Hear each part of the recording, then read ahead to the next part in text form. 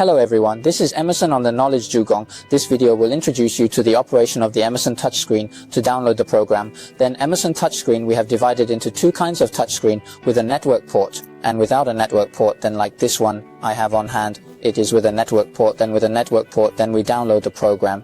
There are two choices. The first, we can use the network port to download the program, and the second, we can use the USB port to download the program with a USB flash drive, download the program. Then there is another kind of touchscreen. We do not have a network port, then it only has a USB port. Then it can only use the USB port to download the program, to use a USB flash drive to download the program. Well, then we are now first introduced to the network port, how to download the program. Then in the download program, before we have to confirm the touch screen, it is the current IP address is what. Then in general our touch screen, it is the default IP address of the factory is 1.9.2.1.6.8.1. It is 192.1682.